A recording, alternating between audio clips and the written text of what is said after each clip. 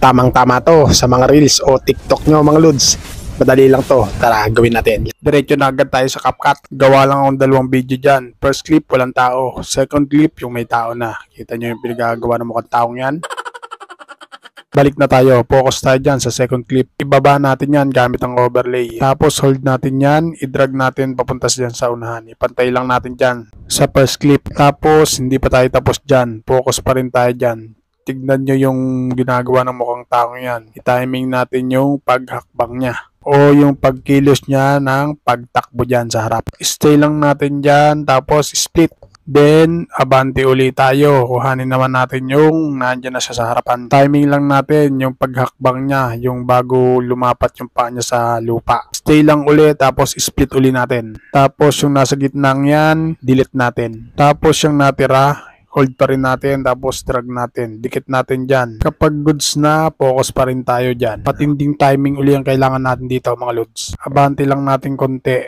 Timing natin yung paglapat na ng paa niya sa lupa. Yung formang pagtigil niya. Basta focus lang kayo dyan sa guhit na yan. Saka nyo piliin yung split. Then, palakin lang natin yung nasa babang yan. Gamit ang dalawang daliri natin. Tapos, focus naman tayo dyan sa gitnang yan. Piliin lang natin remove background. Then, auto remove. Antayin lang natin mag-green yung check. Tapos, check natin.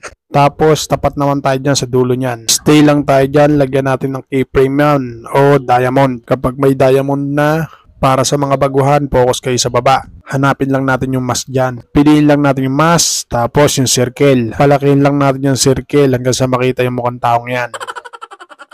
Kapag goods na, atras tayo, focus naman tayo sa kabilang dulo niyan. Ibaba muna natin yan, ipantay muna natin dyan sa unahan yan, sa baba.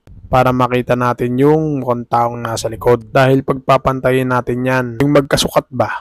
Hold lang uli natin yan, tapos paliitin natin gamit ang dalawang daliri uli natin. Ipantay lang natin dyan sa pinakalikod na yan. Kapag goods na, balik uli tayo sa mask. Tapos yung bilog na yan, paliitin naman natin hanggang sa mawala na yung mukhang taong yun. Kapag goods na, balik uli natin yan sa pinanggalingan niya. Then, check natin kung anong kalalabasan. Kapag goods na, lagyan naman natin ng plus effect yan. Hanapin lang natin sa baba yung overlay, tapos add overlay. Fast forward na tayo dyan mga lods. Kumbaga, nakapaglagay na nga pala ako ng tatlong effect dyan. Yung isang yan sa body effect, tapos yung kidlat. Tapos yung pangatlo, kala mo sumabog na liwanag. Unahin natin yung nasa una. Hold natin yan, tapos i-drag lang natin. Yan, itapat lang natin yung dulo dun sa pinag-splitan. Kapag goods na, click lang natin yan.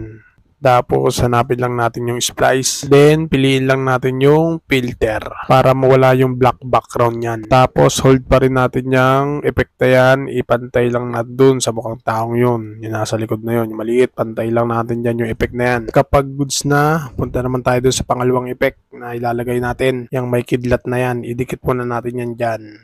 Tong natin. Then tulad ng ginawa natin sa una, ganun din gagawin natin dyan. Splice tapos filter. Itapat lang din natin yan dun sa dulo. Yung pinakadulo niyan, yung pagkupulan ng kidlat, dun natin itatapat. Kapag goods na, then naman tayo sa susunod na effect. Ganun din gagawin natin dyan. Splice, tapos filter. Then, i-drag natin yan.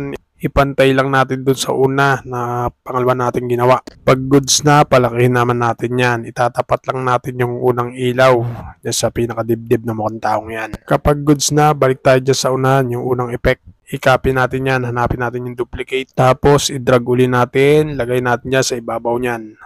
Tapat natin dun sa pangalawang effect na nilagay natin. Dahil kinopy natin yan at maliit, i-drag natin uli yan, palakihin naman natin, tapat natin dyan sa katawan niya. Pagayan yung magsisilbing ilaw sa katawan niya, yung kumikinang-kinang. Then, finally, pag all goods na, check natin. Pag goods na, play natin siya. Kapag goods na, ready to export na natin mga loads. Shoutout nga pala sa mga dumaan dito at mga nag-comment sa video ito.